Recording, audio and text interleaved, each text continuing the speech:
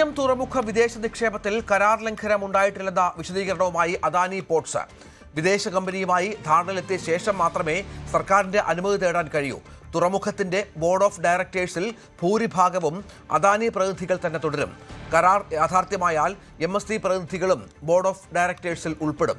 ഭൂരിപക്ഷ ഓഹരി പങ്കാളി എന്ന നിലയിൽ തുറമുഖത്തിന്റെ നിയന്ത്രണം അദാനി പോർട്സിന് തന്നെയാകുമെന്നും special economic zone CEO Ashwini Gupta വ്യക്തമാക്കി. വിഴിഞ്ഞം രാജ്യാന്തര തുറമുഖത്തെ MSCയുടെ വിദേശ നിക്ഷേപവുമായി ബന്ധപ്പെട്ട രാഷ്ട്രീയ വിവാദങ്ങൾ കൊഴുക്കുന്നതിനിടയിലാണ് നിലപാട് വ്യക്തമാക്കിക്കൊണ്ട് Adani ports special economic zone CEO Ashwini Gupta രംഗത്തെത്തിയിരിക്കുന്നത്. MSCയുമായി അദാനി പോർട്ട് തയ്യാറാക്കിയിരിക്കുന്ന ഈ കരാർ വ്യവസ്ഥകൾ ഒരു തരത്തിലും തുറമുഖവുമായി നിർമ്മാണ ഘട്ടത്തിൽ സംസ്ഥാന സർക്കാർ ഉണ്ടാക്കിയ കരാറിന്റെ ലംഘനമായി മാറില്ല.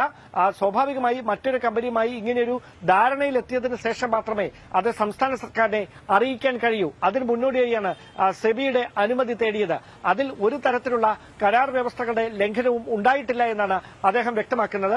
അതോടൊപ്പം എടുത്തു പറയുന്ന മറ്റൊരു കാര്യം, ഈ തുറമുഖത്തിന്റെ ഭൂരിപക്ഷം ഓഹരികളുടെയും നിയന്ത്രണം അല്ലെങ്കിൽ ഉടമസ്ഥാവകാശം അദാനി പോർട്ടിന് തന്നെയാണ്. അതുകൊണ്ട് തുറമുഖത്തിന്റെ നിയന്ത്രണം അദാനി പോർട്ടിന്റെ കയ്യിൽ നിന്ന് MSCക്ക് പോകും എന്നത് അടിസ്ഥാനരഹിതമായ ആശങ്കയാണ്. അതോടൊപ്പം കമ്പനിയുടെ ബോർഡ് ഓഫ് ഡയറക്ടേഴ്സിൽ ഭൂരിഭാഗവും അദാനി പോർട്ടിന്റെ പ്രതിനിധികൾ തന്നെയായിരിക്കും. MSCയുടെ പ്രതിനിധികളും ആ പട്ടികയിലേക്ക് ഉൾപ്പെടും എന്ന് മാത്രമേ ഉള്ളൂ.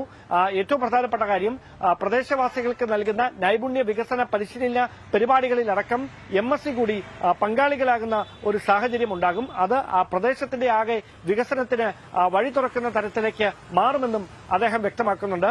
ഏറ്റവും പ്രധാനമായി ഈ കമ്പനിയുടെ ഭാഗത്തു നിന്നുണ്ടാകുന്ന വിശദീകരണം അത് പ്രാദേശികമായി ഏതെങ്കിലും തരത്തിലുള്ള പ്രശ്നങ്ങൾക്ക് വഴിവെക്കുകയോ പാരിസ്ഥിതിക പ്രശ്നങ്ങൾക്ക് വഴിവെക്കുകയോ ഒന്നും ചെയ്യുകയില്ല. മാത്രമല്ല, ഏതാണ്ട് ഈ 13,000 കോടി രൂപയുടെ നിക്ഷേപം MSC വിഴിഞ്ഞത്ത് നടത്തുന്നതിലൂടെ അത് ലോക ശ്രദ്ധ ആകർഷിക്കുന്ന തരത്തിലേക്ക് ഇന്ത്യൻ മഹാസമുദ്രത്തിലെ ഏറ്റവും പ്രധാനപ്പെട്ട തുറമുഖങ്ങളിൽ ഒന്നായി വിഴിഞ്ഞം മാറാൻ ഇടവരുമെന്ന് തന്നെയാണ്.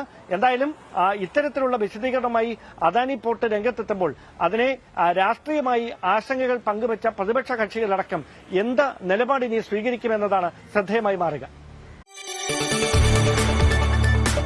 കൂടുതൽ വാർത്തകൾക്ക് News 18 Keralam YouTube channel subscribe ചെയ്യുക.